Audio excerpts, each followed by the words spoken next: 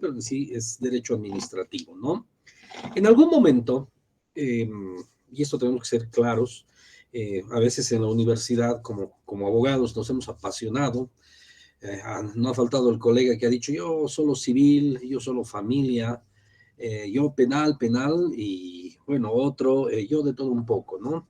En algún momento vamos a tener clientes o nosotros mismos, por más que no seamos servidores públicos, vamos a tener que defender al Estado, en el caso de que seamos servidores públicos, o enfrentarnos contra el Estado, ya, que es algo muy, muy normal, muy común, un tema de aduanero, un tema impositivo.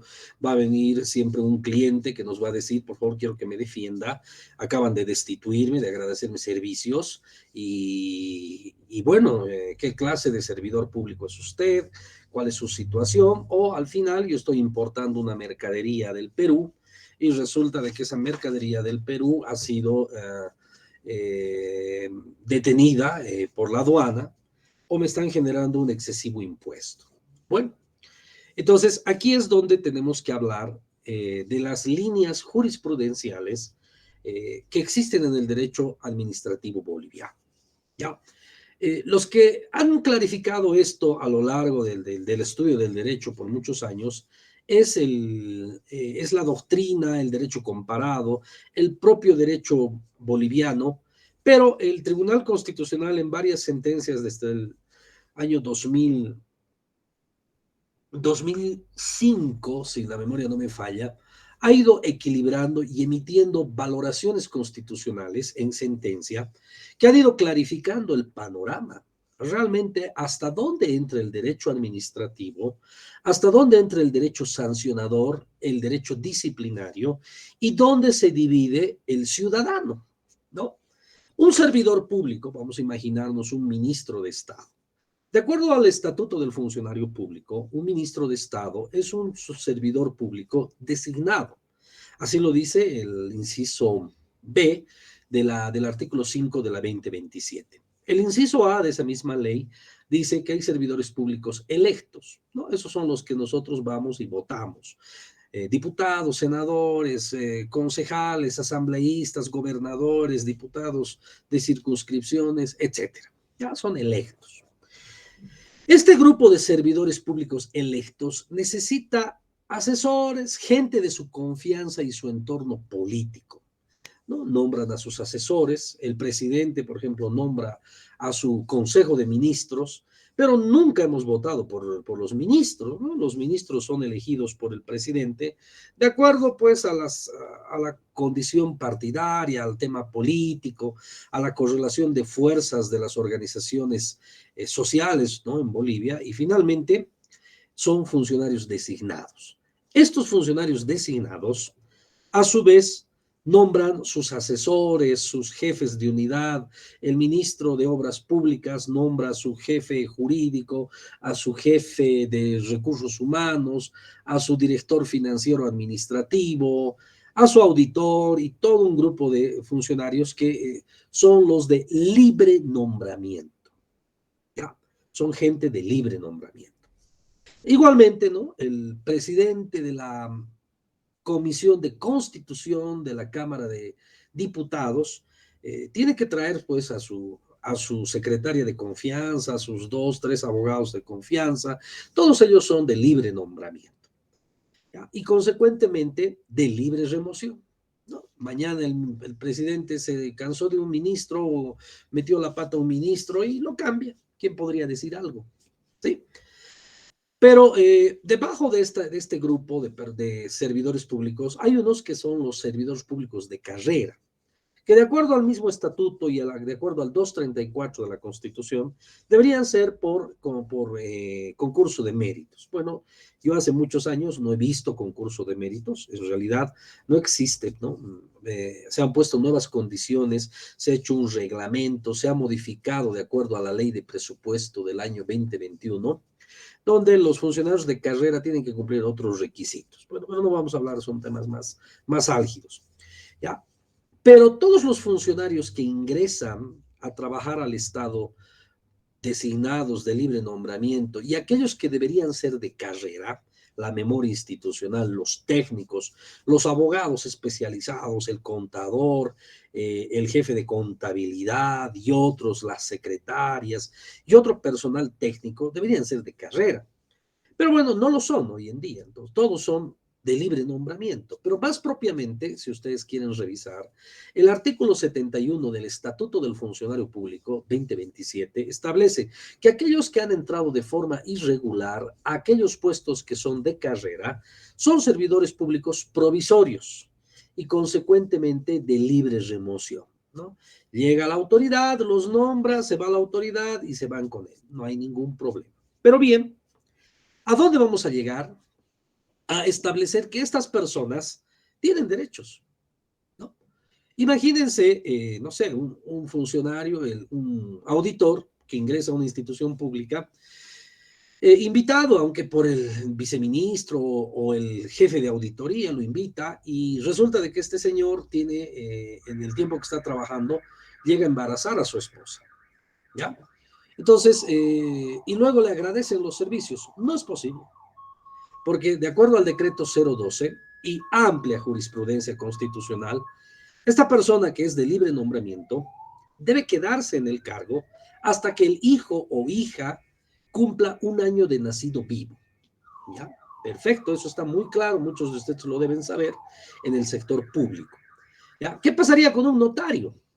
El notario no podría decir un ratito, yo qué pasa que soy notario, yo tengo inamovilidad. No, el notario no es servidor público primero y está sometido a una evaluación cada 2 años y está sometido a un examen de competencia donde no aplica la estabilidad laboral en tema del embarazo. Bueno, les voy a dar otro ejemplo.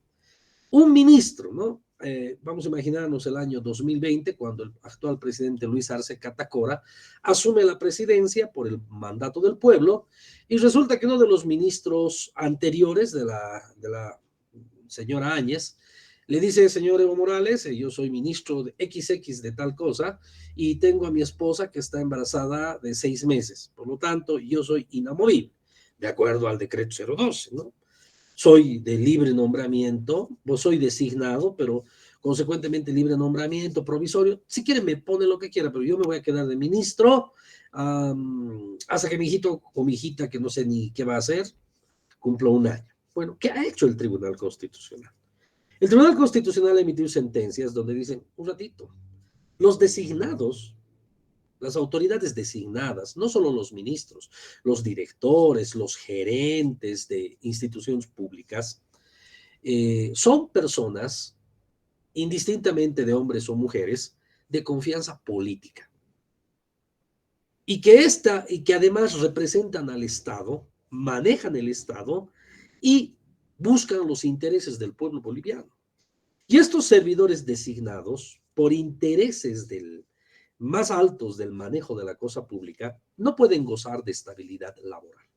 Entonces, el ministro que podría decir, no, no me puede sacar porque tengo a mi hijito o a mi esposa grávida, no, señor, no aplica ese elemento. Bueno, ¿en quiénes más no aplica, por ejemplo, la inamovilidad en tema de embarazo? Tampoco aplica en los servidores públicos a contrato. Estoy hablando de los funcionarios eventuales.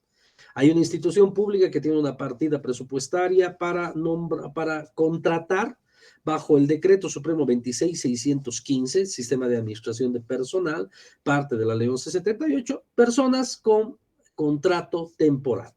6 meses, del 3 de enero adelante, ¿no? Hasta el 20 de julio, digamos. ¿Ya? El eventual es un servidor público. El artículo 6 de la 2027 dice que no son servidores públicos.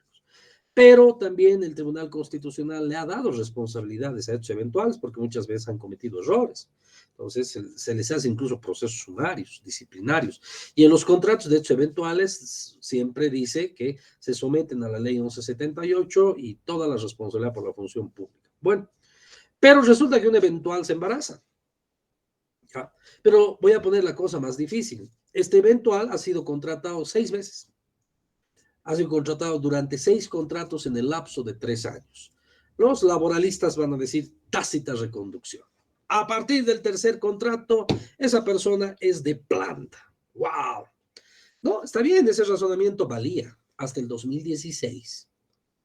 El 2016 el Tribunal Constitucional emite jurisprudencia y dice un ratito, el personal eventual tiene todos los derechos de un trabajador. Tiene que tener seguro, tiene que tener vacaciones si pasa el año, si termina el año el aguinaldo, si pasan 91 días, duodécimas de aguinaldo, etcétera, etcétera, etcétera. Bueno, no hay ningún problema en ese sentido, todo está muy bien. Pero dice, en el sector privado aplica la tácita reconducción, en el sector público no aplica la tácita reconducción porque el Estado tiene un presupuesto. Y si no, el Estado no puede presupuestar y decir, voy a contratar personal eventual que se va a embarazar o van a ser padres progenitores. Entonces, a partir de la jurisprudencia del 2016, los eventuales no gozan de inamovilidad por tema de embarazo, ni incluso por un tema de discapacidad, porque están sometidos a un presupuesto. Una vez en clases, una estudiante me dijo, doctor, eso es injusto. Sí, es injusto, pero es legal, completamente legal. El tribunal lo ha dicho, así que no hay tácita reconducción en el sector público y el personal eventual va a tener derecho, ¿no? Yo entro a trabajar al personal eventual en enero y resulta que me doy cuenta que en febrero mi cónyuge, mi esposa o incluso mi pareja, mi novia, o por último hasta mi otra pareja, ¿no? Porque también se puede, eh, está embarazada. Bueno, entonces yo voy a tener el derecho a la lactancia, a todo, mientras dure mi contrato. Si mi contrato es hasta el, digamos, 24 de diciembre del 2023 y mi esposa en esos 6 meses o en esos meses ha dado a luz, pues va a tener el seguro médico, va a tener la lactancia post y prenatal y bueno, no va a haber ningún problema. Termina mi contrato, pero mi hijito o mi hijita no ha cumplido todavía un año, pues ¿qué va a suceder? Me voy a ir al amparo y en el amparo voy a perder. ¿Por qué voy a perder? Porque el tribunal ya ha emitido una línea jurisprudencial de que no hay tácita de reconducción en el personal a contrato personal eventual. Bueno, los consultores de línea, yo les digo los esclavos modernos, ¿no? Los consultores de línea no tienen ningún derecho, no tienen seguro médico, ellos están obligados a pagar sus AFPs, ellos tienen que ir a depositar el 14 o 12.71 para que les pague la institución, su propia AFP, no gozan de vacaciones, si se embarazan, qué pena, y si pasa cualquier cosa con ellos es bien complicado, ¿no? Ellos ni siquiera están considerados como una especie de semiservidores públicos. Aunque muchos dicen, bueno, y el Tribunal Constitucional también ha tenido este problema en interpretar y ha dicho, por ejemplo, a ver, ¿qué es un trabajador? Un trabajador es alguien exclusivo que trabaja 8 horas, dependiente, ya, y además de dependiente hay subordinación, recibe órdenes, ¿no? El consultor de línea trabaja 8 horas, ¿no? A veces más, ¿no? El sector público, si te vas a las 8 horas, te miran chueco, ¿no? Tienes que estar por lo menos entre 10 a 11 horas trabajando en el sector público, aunque algunas de esas horas, no, pues tal vez no produzcas mucho porque estás almorzando o cenando, pero en el sector público no se ve muy bien que te vayas a las 4 de la tarde, por ejemplo, ¿no? Eso, a menos que sea tu onomástico, tu cumpleaños tal vez, ¿no? O realmente hay una emergencia o un fallecimiento de un pariente, porque después tienes que quedarte nomás hasta las 6, 7, y si te quedas hasta las 9 es un funcionario ejemplar. Pero bueno, ¿qué pasa con el consultor de línea si se embaraza? Tras un certificado médico privado, porque tampoco el consultor de línea tiene seguro médico, podrá decir, ¿no?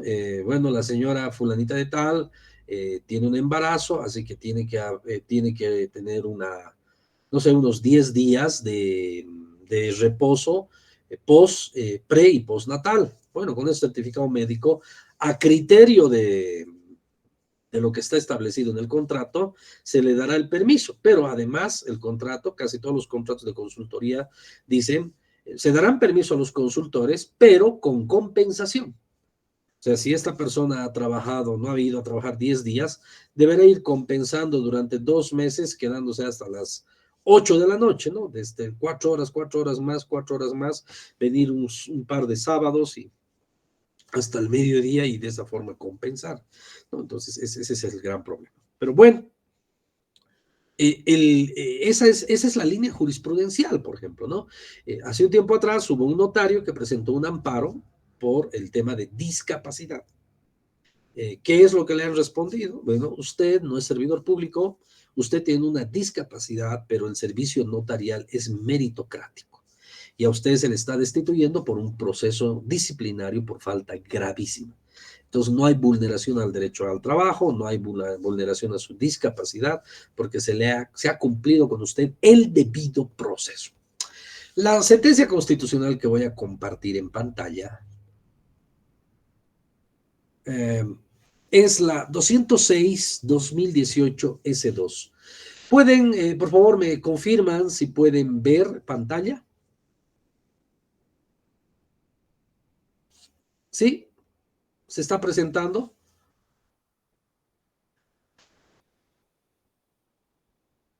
No sé, creo que no me escuchan, compañeros. ¿Me están escuchando? Bueno, creo que no están, creo que hay algún problema. Moderador, ¿hay algún problema? Sí, se escucha. Se ve, Y se ve perfectamente. ya, muy bien, yo les aconsejo que esta sentencia constitucional la tengan ustedes en su arsenal eh, de jurisprudencia, ¿no? Yo tengo un arsenal que me ayuda mucho, no solo para litigar, no solo para enseñar, no solo para trabajar, sino para seguir aprendiendo. No crean que el Tribunal Constitucional está gente que no conoce, hay letrados que conocen mucho del derecho constitucional. Leer una de estas sentencias al día puede cambiarte el panorama y hacer ver en tercera dimensión el derecho. Los médicos, los cirujanos y cualquier persona hoy puede leer la ley. Necesita el Google y necesita el número de ley. Y ya está. Así que la ley para los abogados ya no es cosa del otro mundo. Ya no estamos en la época como hace 25 años que teníamos que cargarnos código civil, código penal. Todo ya está en este aparatito que se llama celular, ¿ya? En cambio, la jurisprudencia no la entienden todos y no tienen acceso todos y no guardan todos, ¿no? Pero bueno, esta sentencia nos va a dar algunos elementos muy interesantes. Por ejemplo, cuando uno se pelea contra el Estado, se pelea en un proceso judicial, en un proceso administrativo, cualquiera que sea el caso, toda resolución y sentencia tiene que cumplir con algunos principios, una sentencia judicial, una resolución administrativa, incluso, por ejemplo, le dicen, señor Juan Pérez, usted a partir de este momento se rescinde su contrato de consultor, se rescinde su contrato de personal eventual, o le dan un memorándum, señor provisorio, le agradecemos sus servicios, adiós. Ya. El Tribunal Constitucional al respecto ha establecido y ha dicho que toda resolución o sentencia o acto administrativo debe tener con claridad los hechos.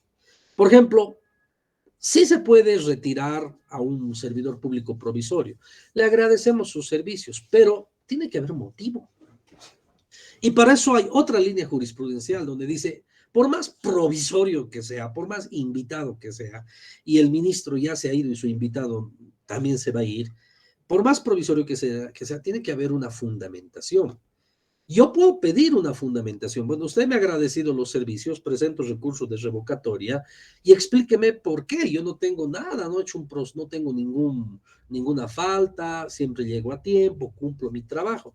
Entonces, la autoridad tendrá que fundamentar, ya tendrá que decir por qué. No, lo que pasa es que usted es una persona que no es de carrera y el puesto que usted detenta es para funcionarios de carrera. Y mientras no nombremos o no hagamos un concurso de méritos, lo máximo que pueden estar personas interinamente, de acuerdo al Estatuto del Funcionario Público, son 90 días. ¿Qué está haciendo la autoridad? Está fundamentando. Entonces, para irse, por ejemplo, a un amparo, te puedes ir a un amparo porque no ha habido fundamentación. La fundamentación tiene que convencer a las partes. Y eso también lo ha dicho el Tribunal Constitucional. Tiene que convencer a las partes. La falta de claridad de los hechos atribuidos, imputados, etcétera. Ausencia de tipicidad, por ejemplo, ¿no? Señor funcionario, a usted le hemos agradecido los servicios porque usted no limpia su oficina. A ver, un minutito, ¿dónde está mi manual de puestos? ¿Dónde está mi contrato? ¿Dónde dice que yo tengo que limpiar mi oficina? No, es que usted es malcriado. A ver, demuéstreme que soy malcriado. En el tema notarial, por ejemplo, señor notario, a usted le hemos iniciado proceso disciplinario porque hemos ido un día a su oficina y no nos ha invitado refresquito. Ah, no, pues eso es falta de tipicidad, ¿no? La ausencia de tipicidad no solamente vamos a confundir con el derecho penal, tipo penal, vamos a subsumir conducta, verbos rectores, verbos nucleares, no, no, también se aplica al derecho administrativo.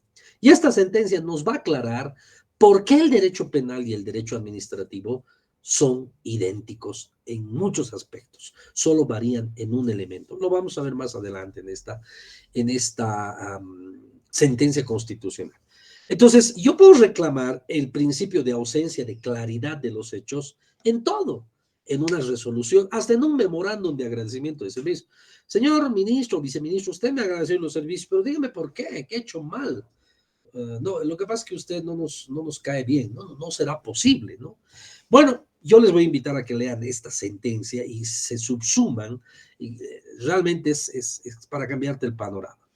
Inobservancia al principio de legalidad. Este principio de legalidad, que está determinado en el 232 de la Constitución y para los administradores de justicia en el 180, parágrafo 1, también de la tesitura constitucional, implica que estamos sometidos a la ley. ¿Y qué es estar sometidos a la ley? Se deben acordar de sus docentes de Derecho Constitucional, y yo me acuerdo, me decía, el Estado de Derecho, donde gobernantes y gobernados nos sometemos a la ley. El Tribunal Constitucional ha emitido una jurisprudencia muy superior a esa concepción, donde dice, el Estado constitucional del derecho, el Estado que se somete a la Constitución, implica que gobiernan las leyes y no los hombres. Qué lindo, ¿no? Ese es el principio de legalidad. Muchos dirán, doctor, creo que usted no ve tele, no ve noticias, eso no es así. La ley y las cosas que pasan en el tema estatal no es así. Bueno, puede ser, pero nosotros estamos aquí ahorita en un ámbito académico. En algún momento tenemos que volver a esa concepción pura del derecho y decir, gobiernan las leyes y no las personas, por más autoridades que sean, se deben someter a la ley. Este es el principio para lograr defender a las personas contra el poder del Estado. Principio de legalidad. Los servidores públicos, indistintamente de su jerarquía, se someten a la ley más que los ciudadanos, mucho más que los ciudadanos. Y les voy a dar por qué, la diferencia por qué. Yo soy ciudadano, ¿sí?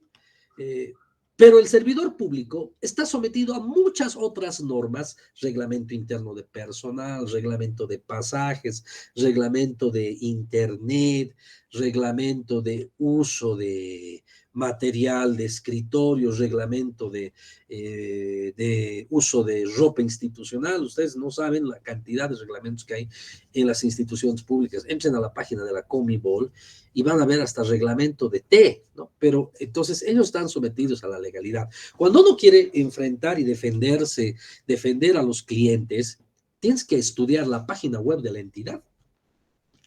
Ahí ellos, por el principio de transparencia, tienen que tener reglamentos, resoluciones, decretos, hasta su ley de creación. Y buscando, vas a encontrar muchos principios y muchas normas que estos servidores públicos no cumplen. Entonces, ahí les agarras por el principio de legalidad. ¿Ya? Usted, servidor público, autoridad de Estado, tiene que someterse a la ley. Entonces, incluso ahí viene, pueden venir una serie de procesos, no como el revocatorio jerárquico, hasta incluso procesos penales, que les voy a mostrar enseguida, la ley 1390, que establece que la administración de justicia ya no solo recae sobre el juez, también se recae sobre el fiscal y cualquier servidor público que administra justicia. Ese es el punto 3, ¿no? El principio de legalidad, donde dice, si ustedes revisan la Constitución en el artículo 14, inciso 4, ¿qué dice? Nadie está obligado a hacer lo que la Constitución y las leyes no manden, ni a inhibirse de lo que éstas no prohíban. Así que lo que no está prohibido está permitido, textualmente. Ese principio no les sirve a los servidores públicos. Los servidores públicos tienen que hacer todo de acuerdo a la norma, reglamento, etcétera. Pero a mí como ciudadano, como abogado, me sirve, ¿no? Un poco para presionar. Servidor público, usted no ha cumplido con esto, con esto, con esto, ¿no? O sea, les estoy dando los insumos, el derecho administrativo, desde el punto de vista de la legalidad. O sea, ¿quién debe cumplir la ley más que el ciudadano común? El servidor público. Él tiene que cumplir. La única forma de garantizar que no se manejen inadecuadamente nuestros recursos naturales, nuestros recursos económicos, es la ley, ¿no? Cuanto más reglen, cuanto más reglas le pongan al servidor público, mucho mejor. Muy bien, la falta de motivación. Toda sentencia judicial, toda resolución administrativa, y contestación a un recurso de revocatorio, recurso jerárquico, tiene que estar motivado, fundamentado, explicado de tal forma que yo me convenza. Si yo le digo a un juez laboral, tengo 7 pruebas, y el juez laboral en sentencia omite 2 pruebas, me tiene que decir, o sea, ese es un elemento para apelar. No ha valorado la prueba. Si yo les reclamo algo a una autoridad y le digo, ¿por qué usted no ha cumplido con esto? Y la autoridad no me responde, es más, hace caso omiso, falta de motivación. Eso es de relevancia constitucional y puedes irte a un amparo. Ya, puedes ir porque no ha habido legalidad, no ha habido motivación, no ha habido tipicidad, no ha habido fundamentación. Muy bien, ahora vamos a hablar sobre el principio de inobservancia de la verdad material. Les voy a contar un caso bien rapidito, bien sencillo. Un día se acerca una persona y le dice a un notario, señor notario, quiero que me haga una declaración voluntaria. La declaración voluntaria consiste en que tú, de frente al notario, vas a decirle un hecho y que es tu palabra. Y el notario tiene que dar fe pública porque al final tú vas a firmar una matriz y podrá sacarse de ahí las copias segundos traslados o copias legalizadas que correspondan. Bueno, y este notario va a una persona y le dice, mire, yo tengo problemas con mi hijo y quiero declarar todo lo que me hace mi hijo, porque no puedo salir de mi casa, ahora estoy saliendo, quiero declarar todo lo que me hace mi hijo. Bueno, declara. Esa declaración voluntaria, esta persona, la notariada, la usa en un proceso penal. El hijo iracundo agarra y denuncia al notario y le dice, el notario le ha obligado a esta persona, etcétera, etcétera, ¿no? Bueno, al final, ¿qué es lo que sucede? Lo procesan al notario y el sumariante dice, el notario solamente ha cumplido la voluntad de una persona que tiene todas las condiciones intelectuales para declarar un tema voluntario. Pero sin embargo, en la denuncia dice que no se le ha dado factura. Bueno, entonces al notario lo procesan y dicen, sí, usted no ha dado factura. Bueno, sí ha dado factura después que ha venido la denuncia, un año después, ¿no? Entonces, ¿qué hace el notario? El notario, en su defensa, presenta al usuario del servicio notarial, que en este caso fue la señora de la declaración voluntaria, como testigo, en su sumario. Y esta persona va y declara y dice, sí, me ha entregado mi factura. Un año después, sí, me ha entregado, porque yo ese día tenía 100 bolivianos, o me cobró 50 bolivianos, que eso es lo que corresponde al arancel, la declaración voluntaria. Ese día yo le he pagado 20 bolivianos y le dije, mire, voy a volver, me olvidé lo demás de mi dinero y voy a volver. Y bueno, y no volvió un año. ¿Ya? Y bueno, después me acordé, porque ahí trabaja mi abogado en el mismo edificio, y me acordé, y bueno, ahí me dio mi factura. Bueno, ustedes dirán, medio armadito está eso, ¿no? Pero al final, ¿qué significa eso? Verdad material. La factura existe, la persona ha testificado materialmente, y esta verdad material es superior a la norma adjetiva y sustantiva. Y eso también lo ha dicho el Tribunal Constitucional. Si ustedes leen el artículo 180, parágrafo 1 de la Constitución, Dicen que los jueces están sometidos al principio de verdad material.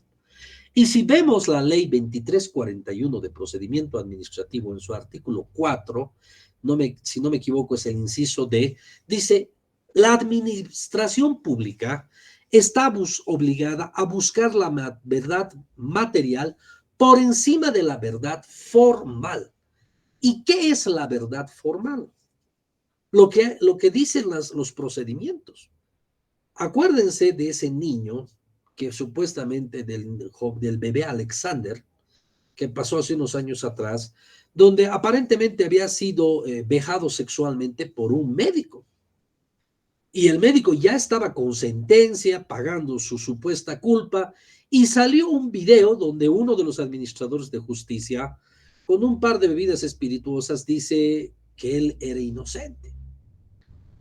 Eso es verdad material. ¿Qué pasó con esa verdad material? Se cayó el caso, tuvieron que liberarlo. Y a veces existen pruebas que podrían ser de reciente obtención o pruebas que no se tomaron en cuenta en su momento, que constituyen la verdad material. Un día, un notario hizo una transferencia de un bien inmueble con un poder. El poder llegó de otra ciudad. Él agarró y dijo, muy bien, aquí usted es el apoderado para vender una casa en La Paz, este poder le han dado en Cochabamba, y por lo tanto, no hay problema, yo le hago en la escritura pública, inscríbalo en derechos reales, usted tiene poder. Pero la DIRNOPLU ha emitido muchos circulares donde el notario está obligado a llamarle por teléfono, correo electrónico o cualquier otro medio que exista pruebas sustancial y decirle, señor notario 32 de Cochabamba, usted ha generado el poder 320 del año 2018. Ese poder no ha sido revocado, sigue vigente. El notario en Cochabamba tendría que decir, señor notario de La Paz, ese poder sigue vigente, no ha sido revocado. Entonces está bien, muy bien, perfecto. Por favor, ¿me puede mandar un correo electrónico? Sí, escríbame y yo les respondo. El notario imprimirá en La Paz ese correo electrónico, que además tiene que ser de ciudadanía digital, y todos los notarios tienen ciudadanía digital, y lo anexará a la matriz como antecedente. Si hay alguna revisión o un proceso judicial, dirá, el notario de Cochabamba me ha certificado. Hoy en día, con el sistema informático del notariado, el SIMPLU, ya todo es en línea, ¿no? Es muy interesante ese sistema. Es uno de los adelantos más importantes que ha hecho esta institución, que es la dirección del notariado. Muy interesante. Que se vino gestando desde el 2014, por cierto, ¿no? Pero bueno, y entonces este notario no hizo eso. Hizo el poder o vendió el bien con el poder y resultó que el poder era falso. Bueno, pasa el problema y el notario dice, no, pero no, usted no ha cumplido una circular. Y el notario dice, a ver, esa circular ha salido el 3 de diciembre del 2019. Esta escritura pública yo lo he hecho una semana antes. Muy bien, perfecto. Se va a un amparo y ahí dice claramente, yo no sabía de esa circular, ha sido después que yo he hecho la escritura pública.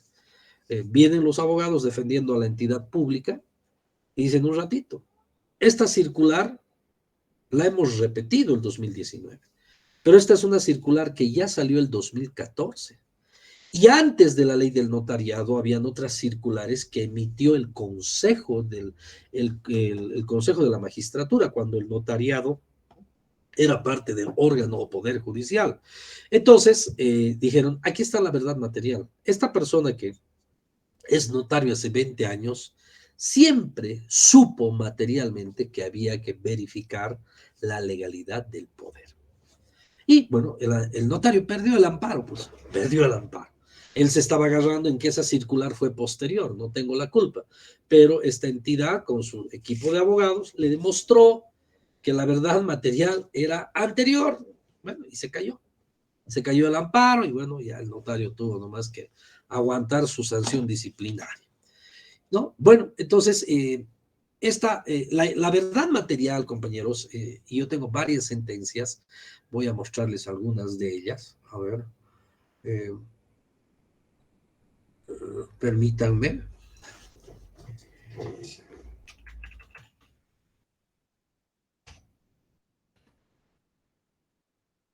Por ejemplo, acá hay varias. A ver, vamos a ver la verdad material. El principio, sobre el principio de la verdad material, que es desde el 2014. Nos dice en el fundamento del fallo, voy a mostrarles la sentencia 102, 2014 S2, y nos vamos al fundamento jurídico del fallo, y en el punto 3, fundamento jurídico del fallo, nos establece, permítame un minuto, el principio de verdad material. ¿Qué dice? Con relación al principio de verdad material, la estructura del sistema de administración de justicia boliviano no puede concebir con un fin en sí mismo, sino como un medio para obtener el logro y la realización de los valores constitucionales. Por otra parte, impele reconocer la prevalencia del derecho sustantivo sobre el adjetivo y sobre las formas procesales y a su vez en el marco del caso analizado, obligando a los administradores de justicia a procurar la resolución de fondo de las problemáticas sometidas a su jurisdicción. Esta otra sentencia constitucional, la 2769-2010, dice, el principio de la prevalencia de las normas sustantivas y un verdadero cambio de paradigma en el derecho constitucional constituye la verdad. Ahora, muy bien, aquí, por ejemplo, dice, la prevalencia del derecho sustancial es el reconocimiento de las finalidades superiores de la justicia. Pueden ustedes leer, aquí usan un autor, y este autor describe en esta sentencia afirmando de que la verdad material aún puede destruir cosas juzgadas y ejecutoriadas. La verdad material no es algo que aparece con nuestra constitución actual. Ha venido desde la ley de procedimiento administrativo en el año 2002, la ley 2341, inciso D, artículo 4. ¿Ya? Entonces, la verdad material para el derecho administrativo es vital, es vital.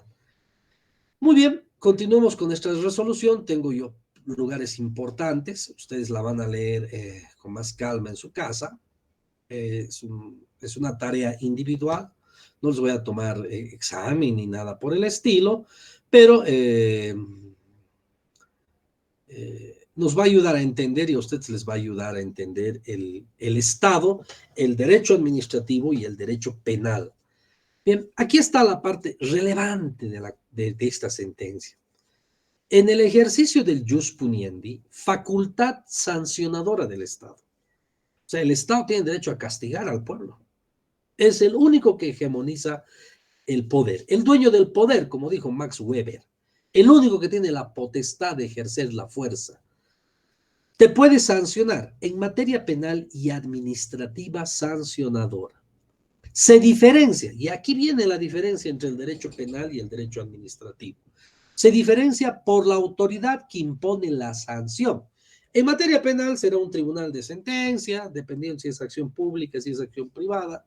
En materia administrativa tiene que ser una autoridad de Estado, dependiendo un director, un ministro, un viceministro, un responsable de recursos, la MAE, en este caso, hablando del notariado, pues obviamente tendrá que ser primeramente el sumariante y luego el director nacional del notariado. Bien, entonces, el jus puniendi es el poder castigador y sancionador del Estado. En materia penal y administrativa se diferencia por la autoridad que impone la sanción, el cual no tiene carácter ilimitado ni absoluto. En pocas palabras, no es Dios, ¿no? Sino se caracteriza por ser una potestad reglada. ¿Qué es la potestad reglada? Principio de legalidad. Solamente te pueden sancionar, castigar, disciplinar, darte pena privativa de libertad en aquello que está regulado, reglado. Esa es la potestad reglada, las reglas que se imponen, lo que implica la sujeción al principio de legalidad. Recuérdese ese aforismo: no hay pena ni castigo sin ley previa, ¿no? El nulla crimen. Entonces, el derecho penal y el derecho administrativo, bajo la óptica y el análisis de esta jurisprudencia, son idénticos. Entonces, en el derecho administrativo voy a usar tipicidad, taxatividad, prueba de reciente obtención, debido proceso, presunción de inocencia, cumplimiento de la verdad material, ¿sí? Incluso en un proceso disciplinario distinto al tema notarial que habíamos hablado en nuestra última clase, tú puedes usar todos los medios de prueba, incluso el peritaje, incluso la inspección ocular, ¿no? O sea, son medios de prueba, no hay límite. Pero cuando te dice estas autoridades que emiten resoluciones no tienen carácter ilimitado ni absoluto, están sometidas a la legalidad, a la ley. Entonces, esta es una forma que tiene que quedarse en la mente, cómo los juristas, cómo los abogados defendemos a los ciudadanos contra las autoridades judiciales, las autoridades administrativas. Principio de legalidad, o sea, las normas. ¿Y esto qué nos obliga a los abogados? Algo que los clientes nunca quieren reconocer, ¿no? Tenemos que estudiar, ¿no? Tenemos que leer. Abogado que no lee, deja de ser abogado cada día, ¿no? Si un abogado lee algo importante en el día, no sé, por lo menos una sentencia constitucional o el fundamento del fallo de una sentencia constitucional, se anota, la guarda, la copia, o se hace una base de datos, pues esa persona está siendo abogado porque está juntando información. Esta profesión es para tener información, ¿no? Yo siempre he visto esto y lo digo muy claramente. La universidad crea licenciados en Derecho. La práctica crea abogados. La práctica y la lectura crea abogados, ¿no? Recuérdense cuando ustedes se han titulado y fueron el primer día al juzgado, o qué tal, era como no saber nada, ¿no? Pero con el transcurso del tiempo, con la lectura, la casuística, te vas volviendo de licenciado en Derecho a abogado, que son completamente diferentes. Muy bien, entonces aquí está muy claro la diferencia entre el derecho administrativo y el derecho penal, que habían sido completamente iguales, pero la diferencia es la autoridad. Obviamente que la norma sustantiva y adjetiva de la misma forma. No sé si hay alguna pregunta, alguna valoración o alguna aclaración. ¿Está todo bien? Bueno, los escucho, cualquier cosa. Asimismo, esta misma sentencia, ya culminando, establece y resulta pertinente enfatizar que en materia administrativa sancionadora, como por ejemplo el tema notarial, alcanzan validez las sanciones administrativas previstas a través de reglamentos fijados en el principio de legalidad y con los requisitos esenciales exigidos para su aplicación.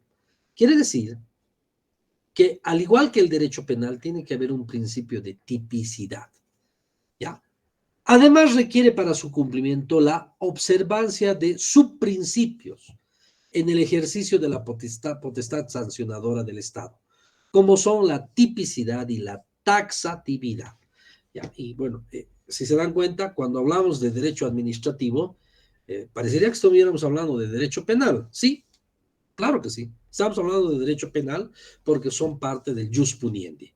La diferencia es que en materia penal hay autoridades judiciales que determinan la pena y en materia administrativa hay autoridades que determinan la sanción o la disciplina. En ese sentido, el principio de taxatividad se traduce en la necesidad de fijar con claridad objetiva y precisión la conducta descrita, en estricta observancia del principio de seguridad jurídica. Impugno, ¿no?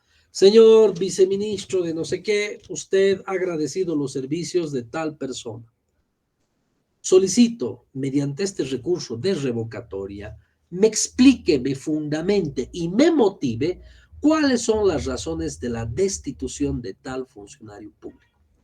Toda vez que en Bolivia, de acuerdo al artículo 49 de la Constitución, hay estabilidad laboral, independientemente del sector privado o del sector público. además de la seguridad jurídica, en concordancia al respeto de los derechos humanos, ¿no? Bueno, aquí mencionan un ejemplo. ¿Qué estoy haciendo en ese caso? Estoy pidiendo que me respondan, estoy pidiendo que me fundamenten y me motiven la respuesta. ¿Qué pasaría si no lo harían? Una vez que yo he pues, presentado un recurso de revocatoria, resulta que me dicen, no, lo que pasa es que al primer elemento el funcionario público era provisorio, por tanto, de libre remoción. Muy bien, pero yo le he dicho que en Bolivia hay estabilidad laboral. ¿Por qué usted no está respetando esa estabilidad laboral? Bueno, no me quiere fundamentar, entonces tengo ahí, tengo material para una acción de amparo. ¿Y qué va a pedir? ¿Qué va a hacer la acción de amparo? Va a decirle, bueno, a ver, usted tiene que motivar y fundamentar la respuesta, porque además le han solicitado. Bueno, y con esa motivación y esa fundamentación posiblemente me la vaya a dar en otra resolución, pero yo ya tengo argumentos o elementos, tal vez hasta para irme a otro tipo de proceso, ¿no? Por ejemplo, el hecho de eh, resolver un contrato unilateral con un personal eventual, sin motivo alguno.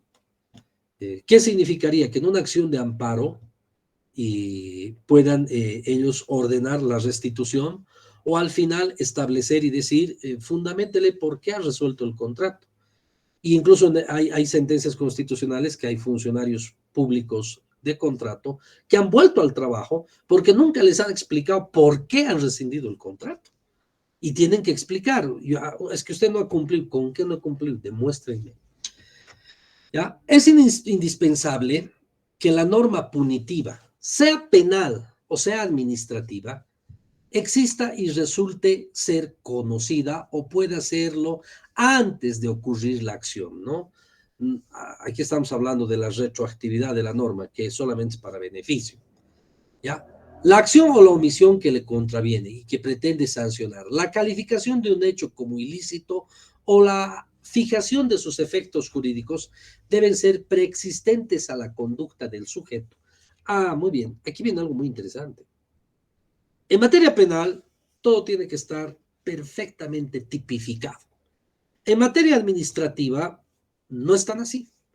Pero si hay una conducta que podemos subsumir, aunque no sea típicamente esa, debemos usar esta interpretación. La calificación de un hecho como ilícito y la fijación de sus efectos jurídicos.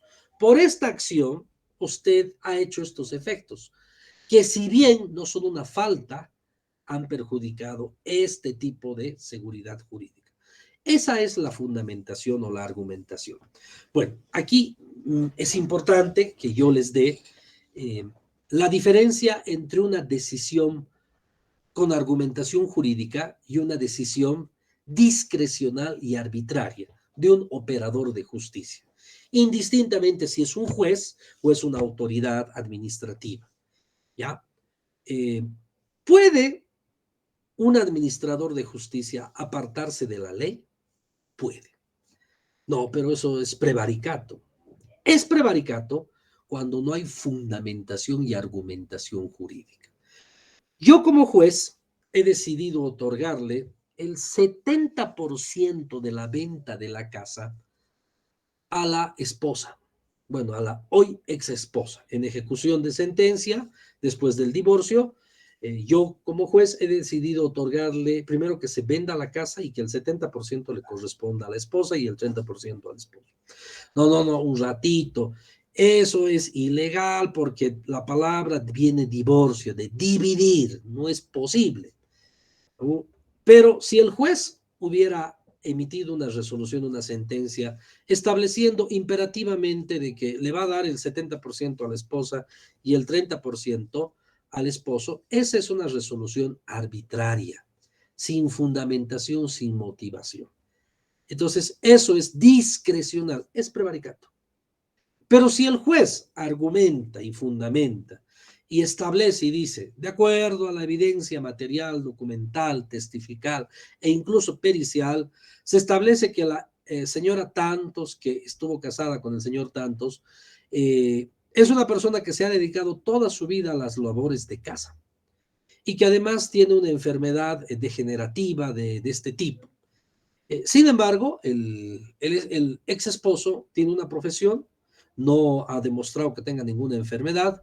Él ha estado casado con la señora por 25 años o 30 años, ha tenido todas las condiciones de un hogar, lo que le ha permitido forjar una profesión, una reputación que le va a permitir sobrevivir por el fin de los tiempos hasta que se jubile. En cambio, la señora, la esposa, no ha tenido esas condiciones, no ha trabajado, no tiene una profesión, por lo tanto se le otorga un porcentaje mayor para que pueda tener la posibilidad económica de hacer alguna inversión y continuar con un estándar de vida aceptable. ¿Qué es lo que está pasando? Este administrador de justicia está fundamentando y argumentando eh, razonablemente. La razonabilidad es algo que nosotros como abogados no podemos dejar de lado. El razonamiento lógico puede incluso permitir apartarse de la ley, porque la ley al final no está escrita en piedra, pero cuando hay un razonamiento teológico, un razonamiento moral, un razonamiento ético, pues eso se llama argumentación jurídica. Muchos colegas me critican por esto que les digo y dicen, pero tú estás creando, Cristian, inseguridad jurídica, porque no puedes cambiar la ley. ¿Acaso tú eres el legislador? No, pero hay excepciones donde por la argumentación y la fundamentación jurídica se puede cambiar una resolución o un fallo, de acuerdo a la fundamentación y las condiciones que existen. En cambio, decir, no, esto pasa por esto, eso es arbitrario. Podría ser hasta entendido como un abuso desmedido del poder. No sé si hay algún criterio al respecto. ¿Está claro? ¿Ya? Bueno, este tema de la argumentación jurídica y la discrecionalidad arbitraria son instrumentos que no solo podemos usar en el derecho administrativo, podemos usar en toda la base del derecho. El derecho está construido desde Grecia, desde Roma, a que los argumentos jurídicos, razonabilidad, el pro homine, el pro actione, puedan permitir una fundamentación donde el juez, ya indistintamente que sea una autoridad administrativa o sea un juez, puede apartarse. Y aquí el papel del abogado. Si el abogado desde un principio, a través de los recursos, va modulando y le va convenciendo al juez con argumentos, el juez razonablemente podrá usar gran parte de sus argumentos para ir en contra de un supuesto fallo y generar un precedente o una jurisprudencia. De eso se trata.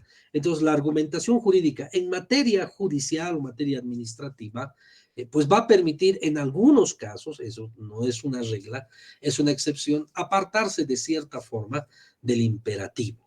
Aunque muchos dirán, pero eso crea inseguridad jurídica. Siempre se ha hecho así. Entonces, para eso hay la jurisprudencia que crea precedentes por los cuales los jueces, a través de argumentación jurídica, precedentes administrativos, precedentes judiciales, se han apartado de la ley, pero usando argumentación jurídica. El no usar argumentación jurídica es discrecionalidad, arbitrariedad, abuso desmedido del poder, consecuentemente, subsume la conducta en un prevaricato. ¿Quiénes cometen prevaricato? No, solo los jueces, no, señores. De acuerdo al artículo 177 de la ley 1390 que modifica el Código Penal, los que administran justicia en el tema de retardación de justicia son fiscales, jueces y autoridades administrativas que administran justicia administrativa. Entonces, consecuentemente, cometen prevaricato. Si no hay ningún criterio, alguna opinión, nos vamos a dar un descanso como siempre de unos minutos y volvemos con la segunda parte.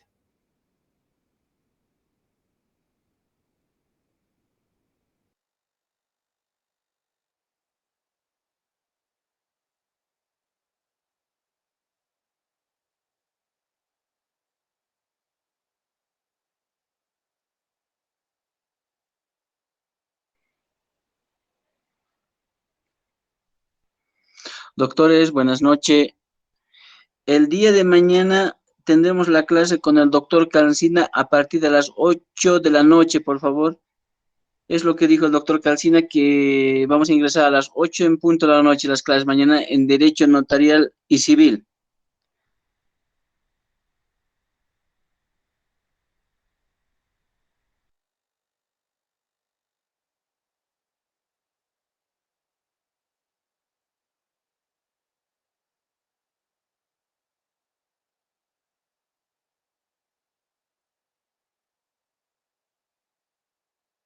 Enseguida continuamos con el doctor Saavedra. La clase, por favor.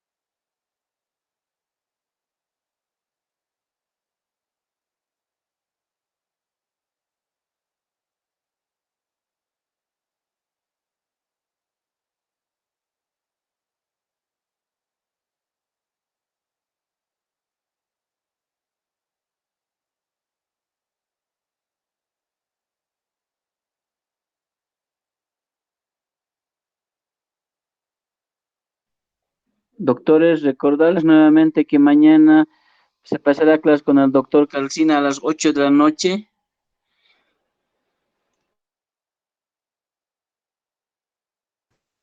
Gracias por la información. De nada, doctora. Aguardemos un poco más que enseguida vuelve el doctor Saavedra. Muy bien, compañeros, vamos a volver.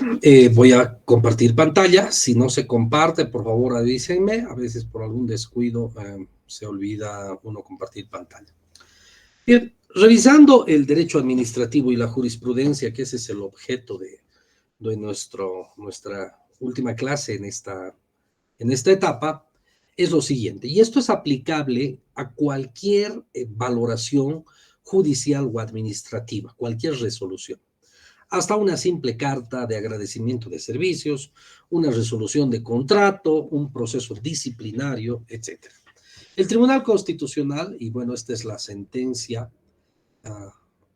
enseguida les muestro, dice, la motivación y la fundamentación de las resoluciones como elemento del debido proceso. O sea, ustedes saben que el debido proceso es una garantía jurisdiccional, ¿cierto? Esta garantía jurisdiccional del debido proceso no solamente es cumplir los plazos procesales, ¿no? Eso es algo muy básico del derecho procesal civil, penal, ¿no? La verdad del derecho es el cumplimiento de los plazos y esa es la justicia. Falso. El debido proceso, ¿en qué consiste? es el derecho a que toda persona reciba una resolución fundamentada, motivada, como elementos del debido proceso, reconocido como una garantía jurisdiccional en los artículos 115, 117 de la referida Constitución, además de la Convención Americana sobre Derechos Humanos. En el tema de derechos humanos, el Pacto de San José de Costa Rica ha establecido también que los países miembros están obligados a que sus autoridades, en el momento de emitir resoluciones, fallos, sentencias, deben explicar detalladamente por qué. Ahora bien, la sentencia constitucional 1369, antes que me olvide, esta sentencia es la 982-2019 S2. Ya. Bueno, volvamos donde estábamos. Permítanme.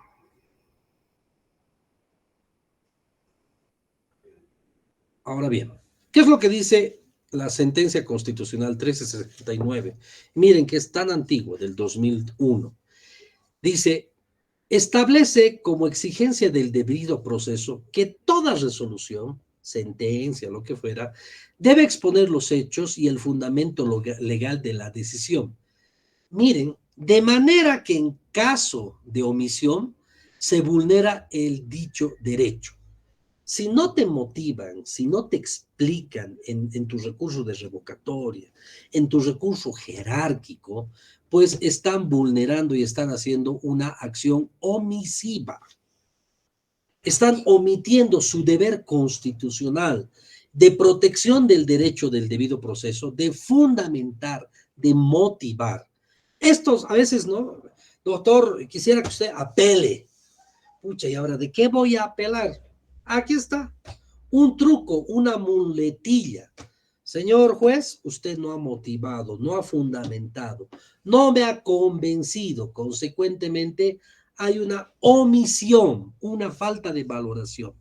De la misma forma, esta otra sentencia del 2004 se aclara que dicha garantía es aplicable también a procesos administrativos y disciplinarios. No, yo soy un simple sumariante, usted para mí ha incumplido la norma y aquí está, 10 salarios de multa. No, ya la jurisprudencia, miren, desde el 2001, 2004, ha ido generando estos principios, pero y eso no está en la ley. Está en la Constitución, pero no así detallada. Por eso es importante entender y leer jurisprudencia, compañeros. Muchos de los colegas que salen de las universidades tienen el título, pero no tienen el know-how, no tienen la jurisprudencia. Hay unos programas, y es para que nos asustemos, ¿no? Hay unos programas de inteligencia informática, inteligencia artificial, que uno le pone el caso, le dice, tengo 2 casas, tengo mi esposa, tengo 3 hijos, mis ganancias son tanto. ¿Qué pasa? El sistema informático, la computadora usa su algoritmo y dice, a usted le corresponde esto, a su esposa esto, esto de asistencia familiar, listo. Nos reemplazaron, adiós abogados, ya cerramos las universidades. No, señores. Lo que no va a poder hacer la computadora es sistematizar completamente las sentencias constitucionales, la jurisprudencia, y saber hábilmente en qué momento usar. La habilidad humana, la inteligencia, la viveza criolla, no se va a desarrollar en la inteligencia artificial. Así que los abogados que quieran sobrevivir, tenemos que jugar y tenemos que aprender jurisprudencia. No tenemos otra opción si queremos seguir siendo abogados como para el 2030. ¿Ya? Bueno, yo ya tengo de abogado 20 años, ¿no? O sea, estaré unos 10 años más, pero para los abogados que recién se han titulado, si piensan que su código, su reglamentito y su decretito les es suficiente para ser abogados, están en serios problemas. La inteligencia artificial los va a reemplazar. Pero si entendemos, manejamos, usamos y leemos la jurisprudencia, no podrán ni las computadoras. Por el momento.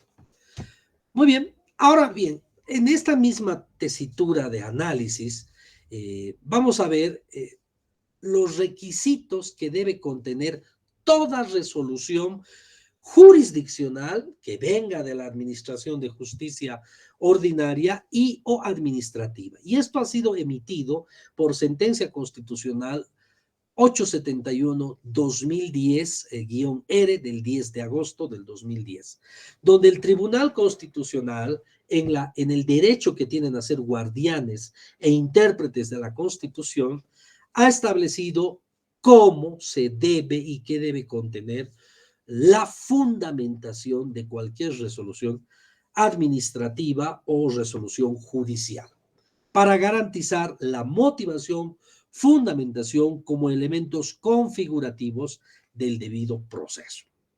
¿Qué son? Primero, deben determinar con claridad los hechos atribuidos a las partes procesales. ¿De qué se le acusa? ¿Ya? ¿Por qué se le acusa? ¿Cuándo? ¿Quién? ¿Cómo? B, debe contener una exposición clara de los aspectos fácticos pertinentes. ¿Cuáles son los elementos o las valoraciones para que se presuma que tal persona ha cometido un ilícito o se subsume una conducta disciplinaria? Puede ser dentro del trabajo, ¿no? Señora, usted estamos iniciando un proceso disciplinario por esto, ¿no? Un servidor público, ¿no? ¿A qué se refiere? Debe tener una exposición clara, sucinta. No quiere decir copiar y pegar. Quiere decir que debe haber una redacción nítida, sencilla, entendible no solo para juristas, sino también para personas que no son abogados. Debe describir de manera expresa los supuestos de hechos contenidos en la norma. Muy bien, tu conducta, ¿qué norma está vulnerando? Porque si tu conducta no vulnera ninguna norma, no hay de qué acusarte. Principio de taxatividad, tipicidad y principio de lo que no está prohibido está permitido. ¿Sí? Debe existir, debe describirse de forma individualizada todos los medios de prueba. ¿Ya? Aparte de expresar que tu conducta está en la ley, debe expresarse todos los medios de prueba aportados por las partes procesales. Debe valorar de manera concreta y explícita todos y cada uno de los medios probatorios producidos, asignándoles un valor probatorio y específico a cada uno. Yo presento pruebas, presento 10 pruebas, me debe decir qué prueba vale, por qué vale, la prueba 2, por qué no vale, por qué la descarta. No es simplemente decir, se toma en cuenta prueba 1, se descarta prueba 2. Debe fundamentar, motivar. Esta jurisprudencia que vemos en pantalla, así de sencilla, todo un párrafo, nos puede permitir generar hasta un recurso de casación o nulidad. ¿Ya? Al buen entendedor, muy pocas palabras. ¿Ya? Debe describir de forma individualizada todos los medios de prueba. O sea que a cada prueba tiene que asignarle un valor, ya sea positivo o ya sea negativo. No lo hace, viola el debido proceso en su elemento de fundamentación. Van a ver ustedes sentencias de 15, 20 hojas, seguramente en la profesión lo han visto. Yo alguna vez he visto sentencias de, ¿cuánto es lo que más he visto? Alrededor de 40 hojas. Pucha, tanta palabrería. No, no es palabrería. Está motivando, está fundamentando. Precisamente para no vulnerar la jurisprudencia y para que mañana ese fallo, esa resolución, no sea sometida a una acción de amparo, que al final le va a obligar a retrotraer y hacer este trabajo que en un principio no lo hizo. Debe valorar de manera concreta y explícita todos y cada uno de los medios de prueba, asignándoles un valor probatorio, lo que les decía hace segundos, un valor positivo o un valor negativo, específico a cada uno de ellos, de forma motivada, fundamentada, explicada. Pucha, los abogados hablan mucho, sí, pero también escribimos y escribimos más. Debe determinar el nexo de causalidad entre la denuncia y la pretensión de las partes procesales. O sea, ¿cómo? Aquí hay una denuncia, vamos a usar el ejemplo del notario. El notario ha cobrado por encima del arancel. ¿Cuándo ha cobrado? ¿Cómo y por qué ha cobrado? ¿Qué tal si el notario dice, sí, yo he cobrado por encima del arancel, aquí está mi factura y he cobrado 500 bolivianos por un poder. Sin embargo, le ha adjuntado 200 copias legalizadas y cada copia legalizada del poder es 30 bolivianos. Si bien no detallo en mi factura, el denunciante ha omitido informar que yo le he emitido estas copias legalizadas, ¿no? Entonces ahí, por ejemplo, le tendrá que asignar un valor, ¿no? La autoridad sumariante en este caso dirá sí. La parte actora, la parte denunciante, no ha desestimado o no ha argumentado, no ha negado que le han dado tantas copias legalizadas, que ciertamente, de acuerdo al arancel, sí tienen un valor. Entonces, ese nexo de causalidad. En muchos casos, las autoridades judiciales o administrativas declaran improbado en parte y probado en parte. Debe determinar ese nexo de causalidad. Inserto además en la norma aplicable, o sea, principio de tipicidad.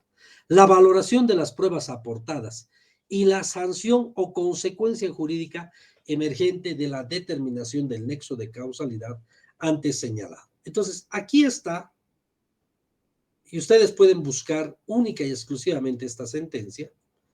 Es bastante antigua, estamos hablando de hace 22 años, o perdón, hace 12 años, pero sin lugar a dudas, esta es la línea que a los abogados en tema administrativo o en tema judicial nos da los argumentos para apelar, incluso para hacer recursos de casación o acciones heroicas como el amparo constitucional, cuando no se ha cumplido uno o varios de estos elementos. Bien, la sentencia constitucional 275 del 2012 precisó que en una resolución o en un fallo debe exponer los hechos y citar las normas que sustentan su decisión, además de pronunciarse sobre todo y cada uno de los aspectos impugnados en un recurso. En materia disciplinaria, a veces los sumariantes te ponen sanciones discrecionales, ¿no? Por ejemplo, en el tema notarial, si ustedes leen las sanciones, en una falta grave dicen de 1 a 10 salarios. Y el sumariante dice 4 salarios.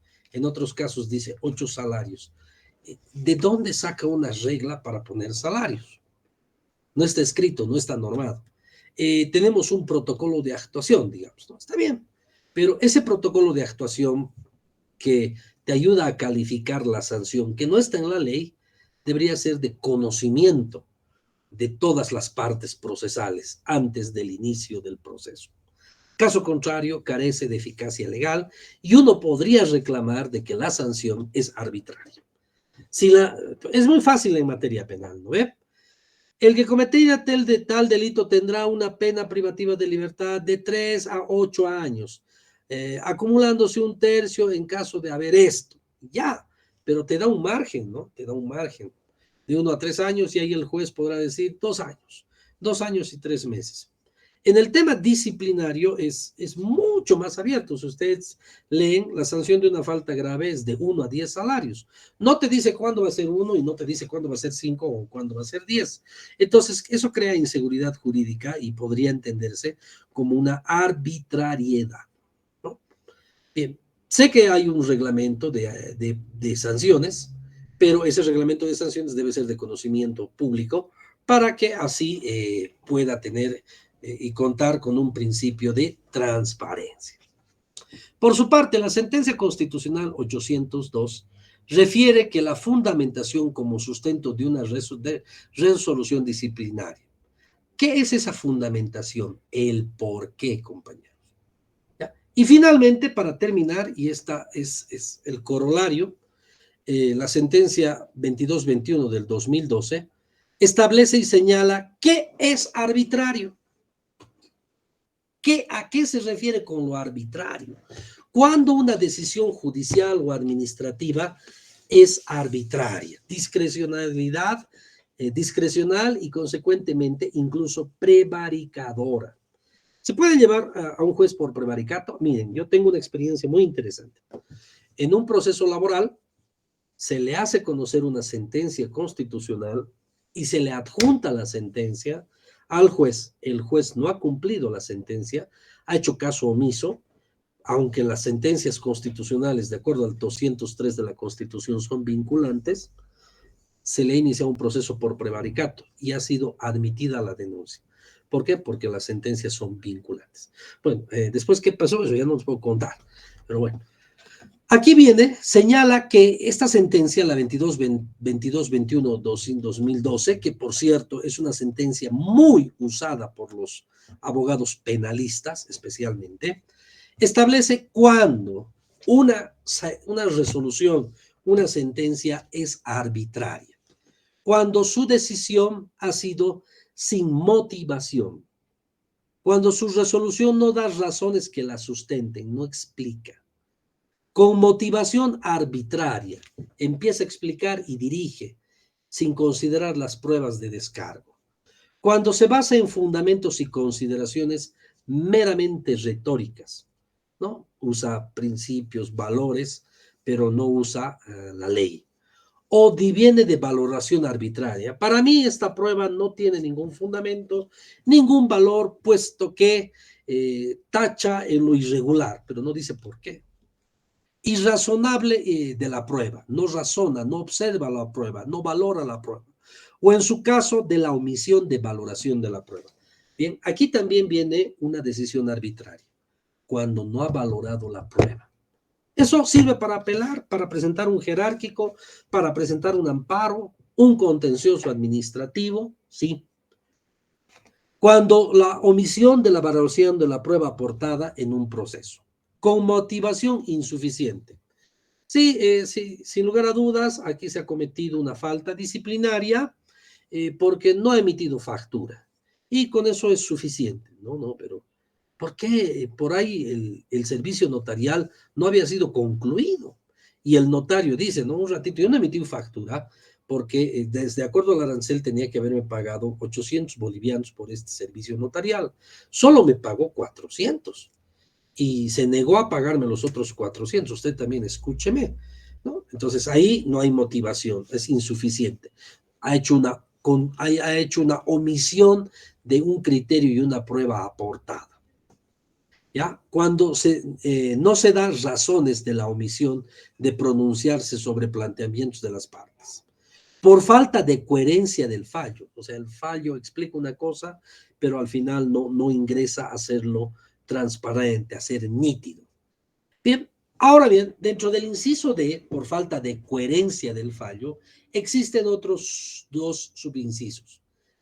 D1, en su dimensión interna, cuando no existe relación entre las premisas normativas y fácticas, cuando lo que está explicando no constituye falta o delito porque no está dentro de la norma. ¿Ya? Y la conclusión. D2, en su dimensión externa, implica que la resolución debe guardar correspondencia entre lo pedido y lo impugnado. ¿Ya? Por las partes. ¿Qué quiere decir? Usted ha pedido tal cosa, usted ha impugnado tal cosa.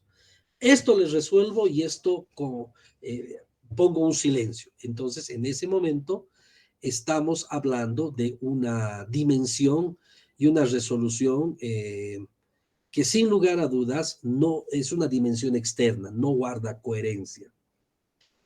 Muy bien, pero aquí también hay otro elemento, ¿no? Ingresan en una resolución administrativa, te hacen un sumario como notario, te dicen, usted tiene una denuncia por estas faltas, le iniciamos auto de apertura por estas 2 faltas y en la resolución te dan por 3 faltas o te dan por 4 faltas. Eso es incongruente. Esa es la dimensión externa. No te pueden iniciar un proceso penal por violación y terminan sancionándote por robo agravado. ¿En qué momento te has defendido? O sea, te han iniciado un proceso por violación, no te han podido demostrar la violación y al final te dan una resolución, te sentencian por robo agravado.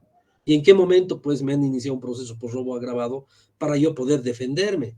Esa es una dimensión externa, eso es incongruente. ¿Ya? Muy bien, con esto, compañeros, habríamos concluido esta parte. Vamos a ingresar a algunos ejemplos. No sé si hay alguna pregunta.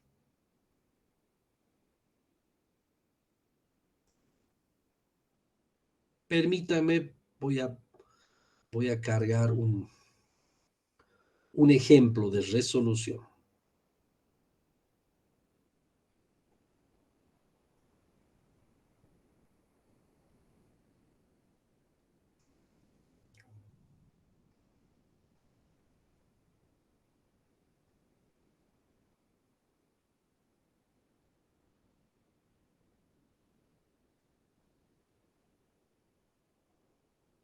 Permítanme.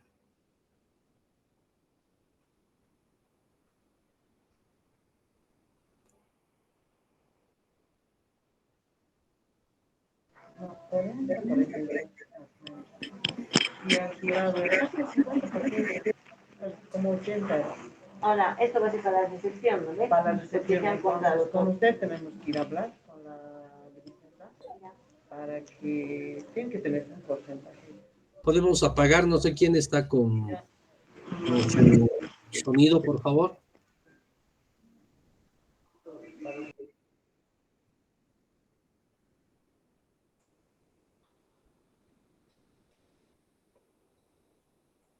Bien, voy a compartir en pantalla un modelo, bueno, una apelación en un recurso de apelación en un proceso disciplinario notarial. ¿Ya? Aquí hay un notario que, bueno, está con XX. No sé, ¿se ha compartido? Creo que todavía no, ¿no? Todavía, doctor. Muy bien, ya está aquí el contenido. No sé si lo pueden ver ya. Aquí hay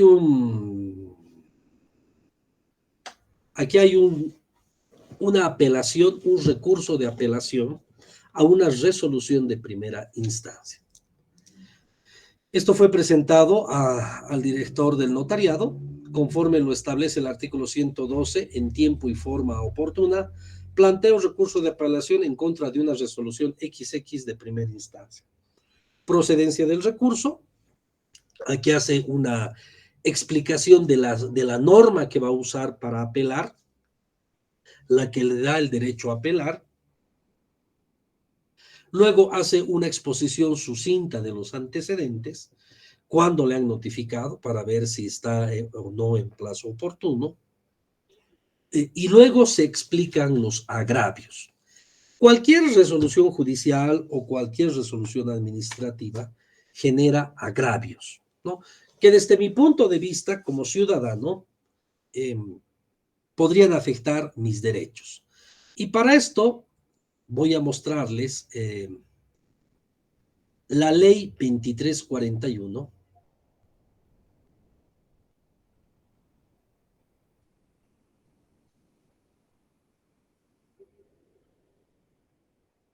Enseguida la tienen en pantalla, para ver qué puede ser recurrible y qué puede no ser recurrible.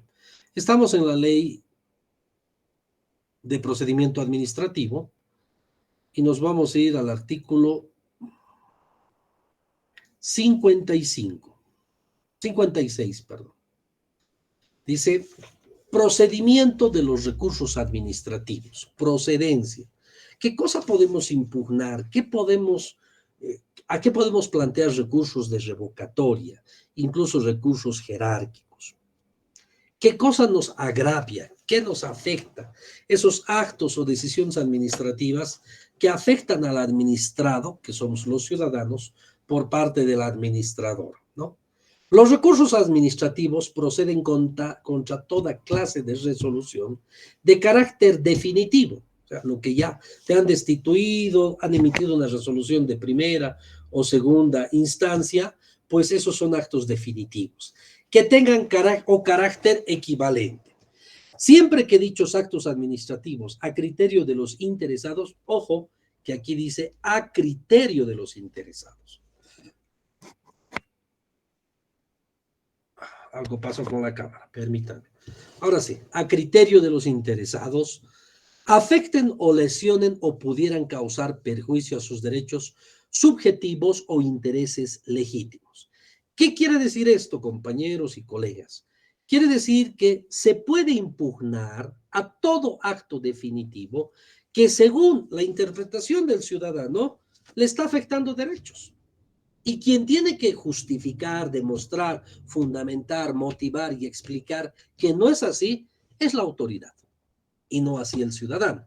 Y si me explican en media hoja lo que yo he pedido en 10, pues está habiendo falta de fundamentación y falta de motivación. Entonces, ¿qué significa esto? Que ese acto administrativo ha generado agravios. Y como pueden ver ustedes en este ejemplo de impugnación o apelación de primera instancia, en revisión, en segunda instancia, por ejemplo, dice, primer agravio, falta de competencia para realizar inspección ordinaria a los notarios de fe pública en el ámbito territorial. Aquí a este notario van otros servidores públicos que trabajan en la institución, pero que no es el director departamental, sino son otras personas, pero que incluso reclama y dice, uno de ellos ni es abogado, porque he buscado en el registro público de abogados y no aparece como abogado. Y a ellos les han dado la capacidad de inspeccionarme. O sea, personas que no son autoridades y personas que todavía ni tengan conocimiento en derecho notarial me van a venir a inspeccionar. Aquí se queja el notario y dice, esas personas que me han hecho inspección y que me han encontrado errores no son competentes porque no pueden entender que esos errores no son errores. Por lo tanto, tienen falta de competencia. Entonces, ahí emerge en su redacción un primer agravio. Tomando en cuenta la aplicación de la norma sustantiva, controlar el funcionamiento de las notarías, etcétera. Aquí hace una descripción normativa, ¿no? Estos ejemplos tienen que servirles a ustedes para ver cómo se motiva un recurso de apelación, cómo se apela en materia disciplinaria. Aquí usa, por ejemplo, el famoso artículo 232, ese es el artículo más conocido por el servidor público y todos aquellos que en algún momento deben enfrentar al Estado en defensa de los derechos. Este es un artículo que siempre debe estar presente, porque ahí están los principios del derecho administrativo y los principios que deben regir a todos los servidores públicos. ¿Ya? Muy bien. Dice, no han actuado en su ámbito territorial y más aún su accionar está enmarcado en legitimidad del director. Aquí reclama y dice, me han venido a inspeccionar, pero no me han inspeccionado aquella autoridad llamada por ley. ¿Quién puede inspeccionar de acuerdo a la ley sustantiva notarial? Únicamente el director. Pero este notario se queja, a mí me han venido a inspeccionar otros servidores públicos que no son los directores. Ni siquiera me presentaron un credencial y se va quejando. Entonces, ¿eso qué constituye? Constituye un primer agravio. Enseguida les voy a mostrar cómo se debería responder. Segundo agravio, usurpación de funciones del director XX de La Paz. Aquí se queja y dice, esta autoridad, si bien ha tomado una decisión, no le compete. Quien tiene que tomar la decisión es otra autoridad superior. También considera otro segundo agravio. ¿Ya? Muy bien. Tercer agravio, el juez natural o autoridad para sustanciar el proceso. Aquí se queja, por ejemplo, dice, yo soy notario de Pando y a mí me están sumariando en el Beni. Yo exijo mi juez natural, toda vez que la ley del notariado, en su artículo 111, establece que habrá un sumariante departamental. Quiere decir que en Bolivia debe haber 9 sumariantes. Y aquí están agraviándome mi juez natural. ¿Por qué es tan importante el juez natural? Por la idiosincrasia. Ustedes saben que nosotros como paseños tenemos una forma de ver la vida, ¿no? Estamos acostumbrados a las marchas, a los bloqueos. Para nosotros es cotidiano. Escuchar un petardo sábado y domingo, preste, ¿no ve? Escuchar un petardo a las 10 de la mañana o a las 3 de la tarde, no, eso es marcha. O sea, ya es nuestra idiosincrasia, ¿no? Aunque parece gracioso, ¿no? Domingo, nadie te va a creer pues, que es un petardo, nadie te va a creer en La Paz, ay, debe ser marcha, preste, ¿no? Parece gracioso, pero así es. Esta idiosincrasia de la que está munida no solo el paceño, sino también los administradores de justicia. Entonces, por eso reclaman, y esto es parte de la doctrina y de la jurisprudencia, el juez natural. A mí debe juzgarme aquel juez que está donde yo vivo, aquel juez que conoce el entorno, que conoce las costumbres, que conoce los procesos sociales internos. Eso es lo que reclaman, ¿no? Y sí, ¿no? Pero bueno, nosotros hemos visto por los medios masivos que en muchos casos se vulnera el juez natural, ¿no? Se ha cometido el delito en Cochabamba y lo traen a La Paz, o se ha cometido en Tarija y lo traen a La Paz, donde los jueces naturales no son diferentes, no son jueces naturales, son jueces extraños. En este caso se queja, es un agravio. Ahora, ¿cómo responder? Bueno, le responden y le dicen un minutito, le dice, sí, usted tiene derecho al juez natural, pero quiero decirle que ese cargo está acéfalo y no podemos esperar a nombrar una autoridad, aunque interina, por juzgarlo a usted, ¿no? Entonces, por eso se ha determinado a través de un memorándum designar al sumariante de tal departamento, además para que atienda otro departamento. Bueno, aparentemente es una justificación y una motivación de razonabilidad. Bueno, sigamos. Ahí vemos ya 3 agravios y finalmente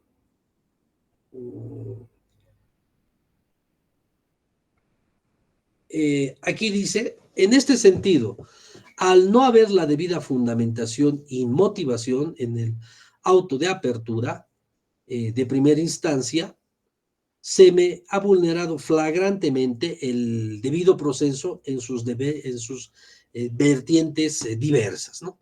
Este es un caso, por ejemplo, o este es un modelo, o es una forma, cómo presentar una apelación en materia disciplinaria. ¿No? Decir realmente qué me está agraviando, pero no de lo verbal, sino de lo escrito. O sea, ¿qué me está agraviando? ¿De qué resolución? Y vamos a presentar otro modelo, otro ejemplo. Denme unos segundos.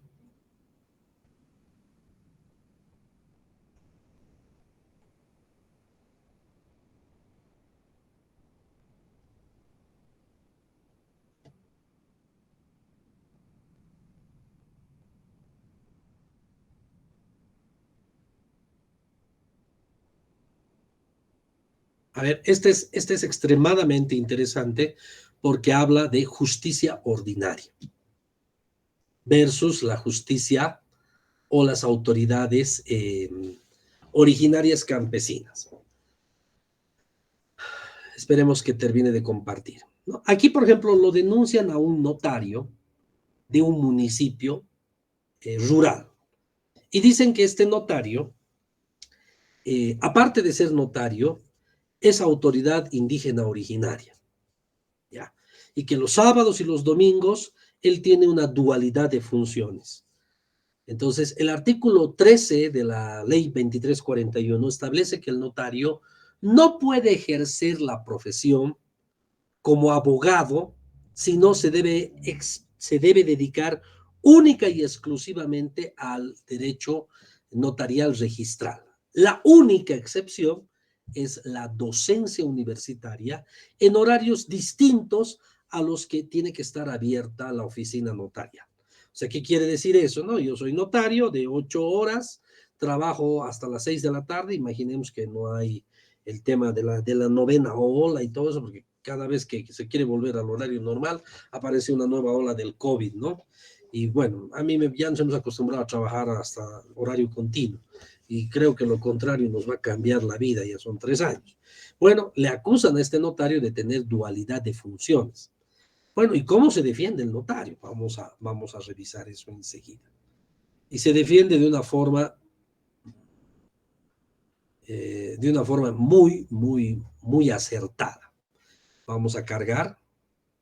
O sea, le dicen en la denuncia al notario, señor notario, Este notario, aparte de ser notario, es autoridad. Entonces aquí hay una dualidad de funciones. ¿Qué le dice el notario? ¿No? El notario presenta un informe y dice, y usa la jurisprudencia. La sentencia constitucional 314-2013L ha establecido lo siguiente. Para precautelar el libre y efectivo ejercicio de los derechos del administrado, o sea, el ciudadano, el notario es ciudadano, el legislador estableció la administración pública está obligada a dictar resoluciones expresas en todos los procedimientos, cualquiera sea su forma de iniciación, dentro de los plazos procesales. Sin embargo, si ello no ocurriere, opera el silencio administrativo negativo o desestimatorio. Bueno, ¿qué le dice el notario? A ver, el notario le dice, en consecuencia, no, acá está. La Constitución política determina, dada la existencia precolonial de las naciones y pueblos indígenas originario, campesino y su dominio ancestral sobre el territorio, se garantiza su libre determinación en el marco de la unidad de Estado, que consiste en que sus derechos a la autonomía, al autogobierno, a su cultura, al reconocimiento de instituciones y a la consolidación de sus entidades territoriales. Le empieza a decir, un ratito, señor juez sumariente, aparte del derecho ordinario o el derecho común, tenemos un pluralismo jurídico y un pluralismo social, porque antes de ser colonia española, habían naciones y pueblos originarios con una propia identidad y dominio ancestral, lo que implica sociedad y sistema jurídico. Si ustedes se dan cuenta, la respuesta está yendo motivando y decir, este es un país con pluralidad de costumbres y pluralidad jurídica. Y ese es el fondo de su respuesta. La referida arquitectura constitucional reconoce plenamente la libre determinación, al autogobierno, a su cultura y al reconocimiento de sus instituciones, por ende sus autoridades. Lo contrario sería generar violación a los derechos de los pueblos originarios. La denuncia está generada porque mi persona fue designada por la comunidad, de acuerdo a costumbres y derecho consuetudinario, como secretario de Hacienda honorífico. Aquí está diciendo, no gano nada. Para mí no significa ningún tipo de lucro o beneficio económico por ser un servicio comunal que se hace en horario fuera del servicio notarial, usualmente sábados y domingos. Al respecto, como usted ya tiene evidencia material, renuncié en fecha 31 de enero a ser esta autoridad, ¿no? Mediante nota escrita. Por tanto, al momento de la denuncia ya no era parte de ese servicio social comunal, como materialmente lo acredito. El artículo 13 de la ley del notariado establece el ejercicio del servicio notarial es incompatible con el ejercicio libre de la abogacía. Ni siquiera puedo hacer mi divorcio si soy notario. O de cualquier cargo público, no puedo ser servidor público, o ocupación privada, con excepción de la docencia universitaria, siempre y cuando no exista incompatibilidad horaria. Listo. Y le dice acá, principio de legalidad. La referida ley del notariado determina lo siguiente con respecto a los sistemas y actos de comunidades y pueblos indígenas. Conocimiento de otros sistemas. Es deber del notario de fe pública conocer las normas y procedimientos propios que comúnmente practican las comunidades y pueblos indígenas. O sea, la propia ley del notariado le obliga al notario que trabaja en provincia a conocer las prácticas de las comunidades y de los pueblos indígenas originarios. O sea, aquí el notario se está defendiendo muy acertadamente. Está diciendo un ratito, y está usando el principio de legalidad. Les está dando por donde les duele, ¿no? La ley. Ya. En los actos o comunidades. ¿Y a quién le duele la ley? A todos, ¿no? O sea, cuando tenemos una obligación, ya sea como ciudadano, como servidor público, y no queremos cumplirla, y la ley dice, pues obviamente nos va a doler a todos, ¿no? Seamos o no seamos servidores públicos. El artículo 37 de la ley del notariado establece los actos y comunidades o pueblos indígenas originarios, campesinos y afrobolivianos, los notarios de fe pública, a solicitud de los interesados, podrán asistir y dar fe a los actos que comúnmente practican las comunidades o pueblos indígenas originarios. Acá la ley, el legislador ha dicho, los notarios de provincia o los notarios que tengan algo que ver con estas comunidades deben dar fe pública. Un notario podría ir a una reunión de Aylus, una reunión de Malcus y dar fe de lo que se está hablando allá. El notario tiene toda la obligación y también todo el derecho de ir a estas actividades. Como notario, pero en la presente denuncia le dicen, él tiene una actividad aparte. ¿Ya? Muy bien, sigamos. La Constitución Política del 7 de febrero determina que las naciones y pueblos indígenas originarios ejercen sus funciones jurisdiccionales. En Bolivia hay pluralidad, hay una justicia plural, ordinaria, administrativa, constitucional y originaria campesina. ¿Ya? A través de sus autoridades aplicarán sus principios, valores y culturas. Bueno, aquí además miren cómo va a usar este párrafo. Dice, principio conceptual de razonabilidad humana. Le está diciendo, razone. Actividad u ocupación privada, eso dice la ley, está prohibido para el notario. El sector privado, que se contrapone al sector público, es aquella parte de la economía que busca el lucro en su actividad y que no está controlada por el Estado. Por contraste, las empresas que pertenecen al Estado son del sector público o el sector privado. En cambio, la ocupación es un modo originario de adquirir el dominio mediante la aprehensión física de una cosa, res nullius. Aquí él explica y dice, yo tengo una ocupación, pero esta no me genera lucro. La ocupación privada, acciones o actividades particulares privadas de la persona que pueden generar beneficios económicos, satisfacción personal, deportes, filantropía. Yo tengo una ocupación privada, ¿no? Yo tengo una actividad o una ocupación privada comunal. ¿Ya? Muy bien, y él aquí dice, ¿no? Yo soy nacido en Sorata hace 35 años, casado con una sorateña, tengo hijos, me identifico como aymara y soy comunario en ejercicio. Y si yo no practico las costumbres de mi pueblo puede tomar decisiones e incluso sancionarme. Entonces, hace una explicación. Y finalmente, incluso usa esta sentencia constitucional que dice, establece, esta es una sentencia constitucional 343-2021, que establece y dice, tienen características sociales comunitarias el Estado Provisional de Bolivia, ya que debe ser entendido como el esfuerzo personal o comunitario que realizan los trabajadores para la producción de bienes y prestación de servicios físicos intelectuales, de acuerdo a la naturaleza del trabajo. Si partimos desde el nuevo enfoque plurinacional, es decir, desde los principios ético-morales de la sociedad plural, hay varias sociedades que son transversales e integrales en la convivencia de comunidades hacia el vivir bien, los derechos fundamentales deben ser interpretados de manera integral conforme tenga interrelación. Así el trabajo está íntimamente vinculado al valor a maquilla, no seas flojo, pues deben concebir el trabajo como motivo de felicidad. Y finalmente, todo esto establece que se debe garantizar la estabilidad laboral y por un desarrollo de trabajos originarios o de las comunidades. Finalmente, dice, es un cargo honorífico. No tengo ningún beneficio económico. No es una actividad o ocupación privada.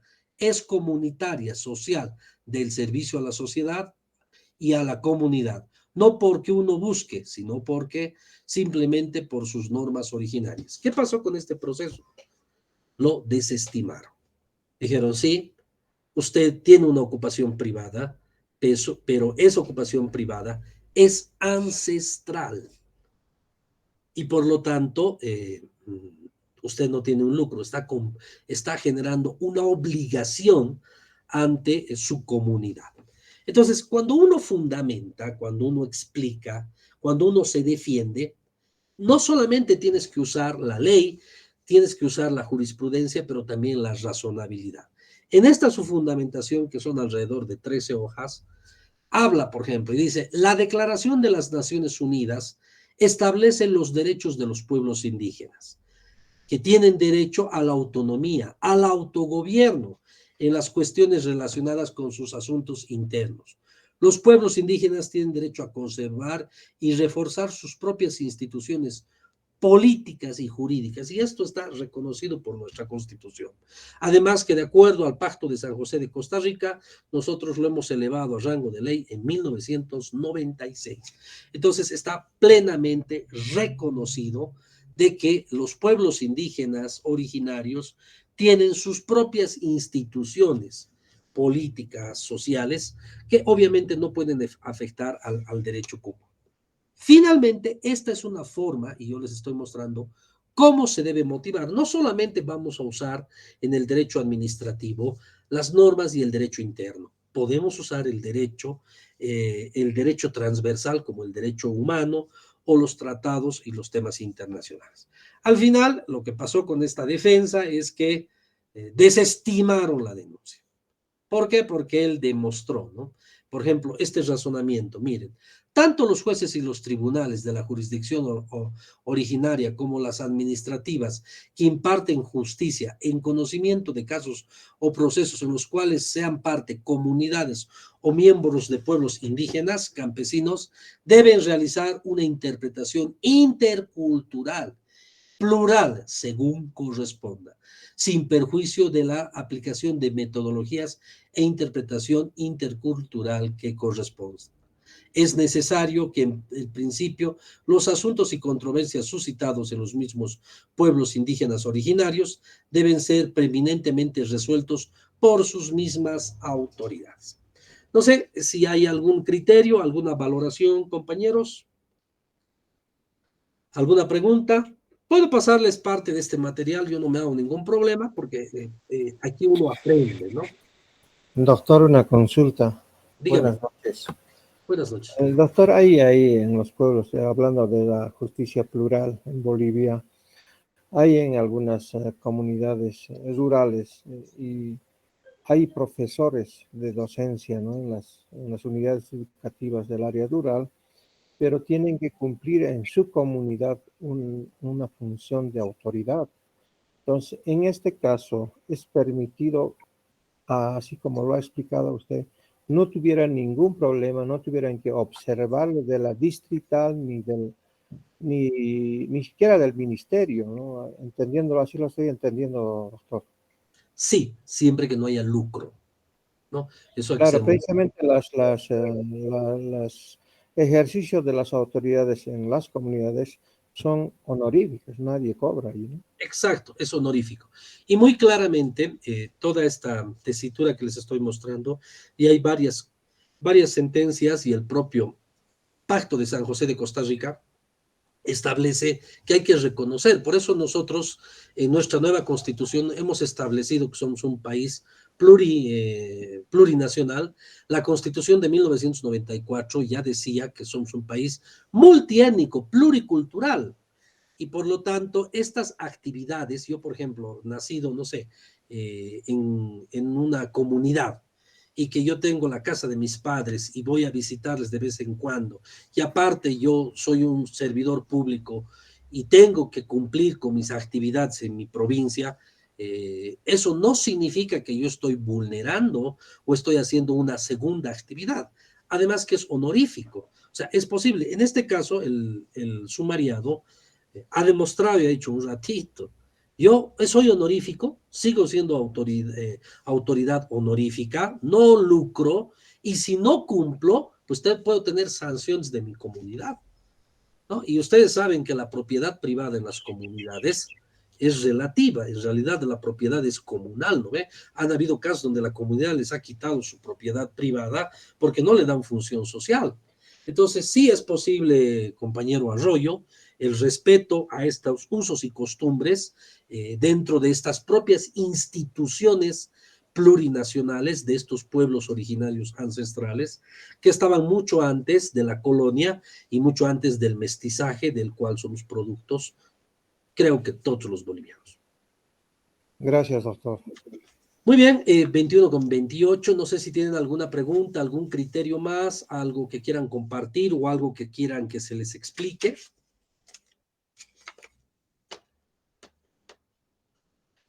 Bien, en el tema del derecho administrativo, y para hacer un resumen, el derecho administrativo es impugnatorio, ¿ya? Y se usa para defender al Estado y también para defender al ciudadano contra algún poder estatal de alguna forma, ¿no? En algún momento, tarde o temprano, hasta por una resolución de catastro, por mi plano aprobado, yo voy a tener que impugnar y voy a tener que usar recursos de impugnación para decirles a los servidores públicos en su momento, aquí ustedes están haciendo un abuso de la potestad de autoridad. Entonces tienen que someterse a las reglas, al debido proceso y consecuentemente a la jurisprudencia.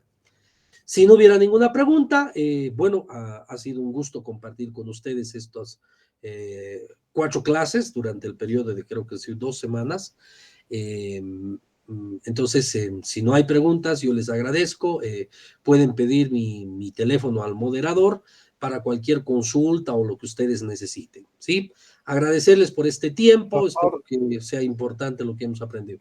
Dígame, señor Arroyo. Doctor, apelando siempre a su conocimiento en todos los aspectos jurisdiccionales, quiero hacerle una consulta. He conocido un caso de asistencia familiar que antes en el área rural habían sabido atender los jueces de mínima cuantía. Sí. Entonces ahora esos jueces de mínima cuantía no existen. ¿Dónde estuvieran los archivos donde han fijado la asistencia familiar en 1983? Y desde 1983 hasta que cumpla su mayoría de edad, la señora no ha recibido la asistencia familiar de su padre y ahora quiere ella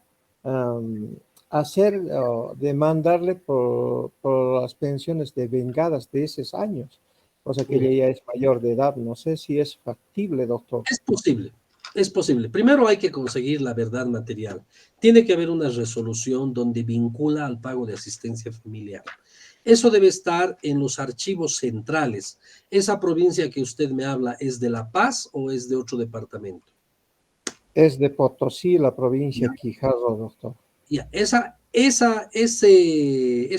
jueces de mínima cuantía han debido remitir sus archivos al Archivo Judicial Central en la ciudad de Potosí. Aquí en La Paz nosotros tenemos un archivo judicial en la calle Potosí y Anacocha, ahí está el archivo central. Entonces en Potosí tienen que tener un archivo central. En ese lugar es donde hay que buscar. Pero ¿cómo tiene que buscar? Tiene que buscar a través de una orden judicial, ¿no? Demostrarle al juez de que hay una relación y que en el año 1980 y algo hubo una resolución de asistencia familiar y que hoy la persona tiene todas las facultades y la capacidad para pedir. Además que las deudas por asistencia familiar son imprescriptibles. Ese sería, primero, conseguir la verdad material. O sea, conseguir aquel documento o resolución que vinculaba y obligaba a pagar una asistencia familiar. Eso debe estar en el archivo central y pedir a través de un juez instructor, un juez de familia. Tiene que ser un juez de familia, certificado de nacimiento, certificado de si uno de los padres está muerto, de defunción, y decir tal era mi progenitor y es mi progenitor, y en su momento yo tenía esto, estaba en tal juzgado, en tal provincia, que seguramente debe estar en el archivo central. El juez, tras el convencimiento, va a ordenar que Archivo Central emita un informe o en consecuencia encuentre una resolución con las características que se le dé: año, lugar, nombres, etc. Gracias, doctor. Muy amable, doctor. Listo. Bueno, compañeros, entonces les agradezco. Será hasta otra oportunidad y ha sido importante compartir este pequeño conocimiento con ustedes. Me despido. Gracias. Muy buenas noches. Muchas gracias, doctor. Buenas noches. Gracias, doctor. Buenas Gracias, noches. doctor. Recordarles nuevamente que mañana a las 8 de la noche pasamos clases de Derecho Civil y Notarial con el doctor Calcina. Gracias, buenas noches, hasta mañana. Buenas noches, hasta mañana.